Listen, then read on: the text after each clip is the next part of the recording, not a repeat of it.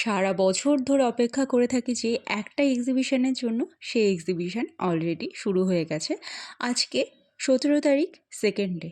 কোথায় হচ্ছে, কি কি থাকছে, সব দেখাবো এই ভিডিওর মাধ্যমে। এটা হলো আড়ংঘাটা পুষ্প এবং হস্তশিল্প প্রদর্শনী, যেখানে বাস করে আসা যায়, অটোতে করে আসা যায় এবং ট্রেনে করেও যাতায়াত করা যায় খুব সহজে। শিয়ালদা থেকে গেদে ডাইরেক্ট ট্রেন যায়। রানাঘাট এবং বগুড়া স্টেশনের ঠিক মাঝখানে কিন্তু আড়ংঘাটার স্টপেজটা পড়ে। তো এই আড়ংঘাটাতে 4 দিন ব্যাপী পঞ্চম বর্ষের এই পুষ্প এবং হস্তশিল্প প্রদর্শনী কিন্তু আয়োজিত হতে চলেছে। উদ্বোধনী হয়েছে 16 তারিখ। আর সারাদিন যেহেতু স্টলে ছিলাম, তাই ভিডিওটা কালকে পোস্ট করা হয়নি। আজকে যারা দেখবে তারা কিন্তু 18 এবং 19 তারিখে ভিজিট করতে পারো। খুব ভালো লাগবে, খুব মনোরম পরিবেশ। উদ্বোধনী শুভ যে মুহূর্তটা, সেটা কিন্তু আমার ক্যামেরাবন্দি হয়ে গিয়েছে। এবার ফিতে কাটার মাধ্যমে আমরা সকলে মিলে একসাথে প্রবেশ করলাম 2026-এর পুষ্প প্রদর্শনীতে। এখানে কিন্তু সোনাঝুরির হাটে যে সমস্ত জিনিস পাওয়া যায়, যেমন ওখানকার বিখ্যাত জামা কাপড়, তারপরে জুয়েলারি, এরকম বিভিন্ন নামগুলো আমার ঠিক মনে পড়ছে না, তো শান্তিনিকেতনের স্টলগুলো কিন্তু এখানে দেখতে পাবে। থাকছে কেকের স্টল, থাকছে জুয়েলারি স্টল, মোমবাতি স্টল, বিভিন্ন ধরনের ফাস্ট ফুডের স্টল, এগুলো তো থাকছে। আর গাছ কী কী থাকছে, গাছের নাম তো আমি ঠিক জানি না, বাট ঘুরে ঘুরে যখন দেখাবো, তোমরা যদি চিনতে পারো অবশ্যই কিন্তু কমেন্ট করে জানিও। তখনও সেরকম কেউ আসেনি। আমাকে যেহেতু অন্য আরও একটা দায়িত্ব দেওয়া হয়েছিল, তাই আমি একটু আগে গিয়ে স্টল সাজানো শুরু করে দিয়েছিলাম। এবং স্টল সাজানোর পরে কিন্তু আমি চলে এসেছিলাম অতিথি আপ্যায়নে। আর এখানে প্রদীপ প্রজ্বলনের মাধ্যমে কিন্তু শুরু হলো শুভ উদ্বোধন। এখানে প্রচুর মানুষদেরকে ইনভাইট করা হয়েছিল এবং ট্রান্সজেন্ডার যারা ছিল তাদেরকেও ইনভাইট করা হয়েছিল, কারণ এখানে কোনো পলিটিক্স চলে না, এখানে মানবতা সবার আগে। এই আড়ংঘাটায় যে পুষ্প প্রদর্শনীটা হয়, এখানকার বিশেষত্ব হলো এখানে অবাধ প্রবেশ সবার। কে হিন্দু, কে মুসলিম, কে খ্রিস্টান, কে বিজেপি করে, কে তৃণমূল করে, এসব কেউ দেখতে যায় না। প্রত্যেকে আসতে পারে, even male, female, transgender, everyone. তো এই জিনিসটা আমার বিশেষ করে খুব ভালো লাগে। আর সারা দিন সারা রাত যে মজা হয়, সাংস্কৃতিক অনুষ্ঠান হয়, সব কিছু একদম মানে মন কাড়া। তোমরা যদি আসতে চাও, এখানে কি কি দেখতে পারবে? যুগল কিশোর টেম্পল, যেটা অ্যাপ্রক্স 300 ইয়ার্স পুরনো। এখানে সুন্দর নদী বয়ে চলেছে, যার নাম চূর্ণী নদী। তার পার্শ্ববর্তী অঞ্চলেও ঘুরে দেখার মতো অনেক কিছু রয়েছে, যেমন আড়ংঘাটা ফরেস্ট রয়েছে, তারপরে আড়ংঘাটা লোকনাথ টেম্পল রয়েছে।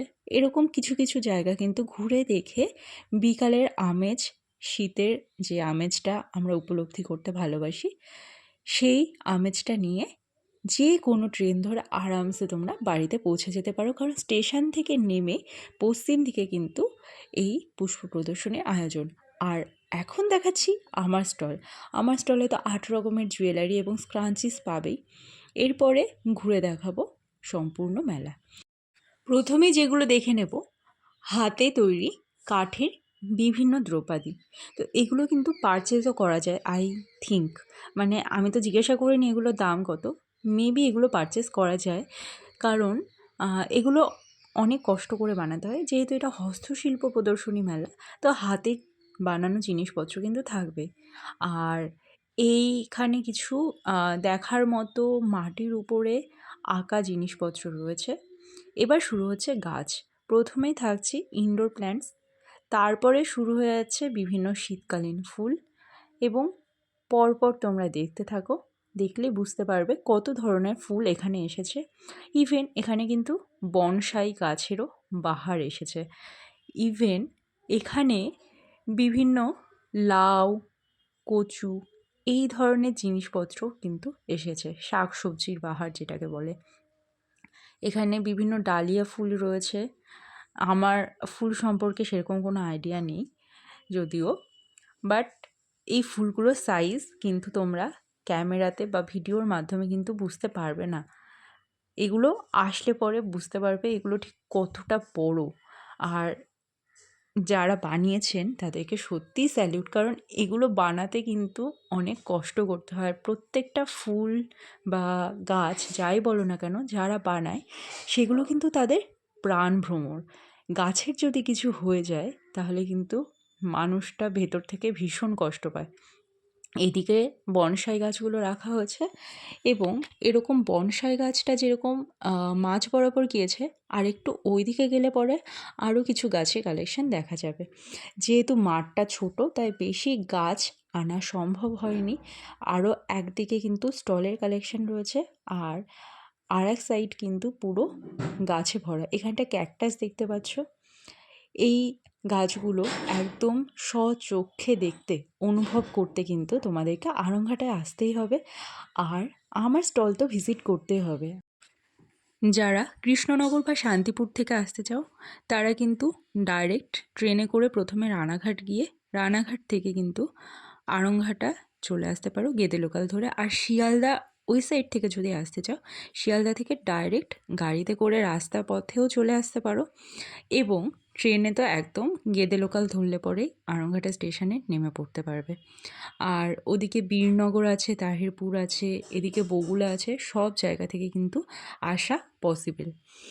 তো এই ধরনের সুন্দর একটা মুহূর্ত এই 4 দিন ধরে যেটা হচ্ছে 16, 17, 18, 19 আগের যে বছরগুলোতে হয়েছিল 3 দিন করে হতো, যেহেতু এটা পঞ্চম বর্ষ তাই একদিন বাড়ানো হয়েছে।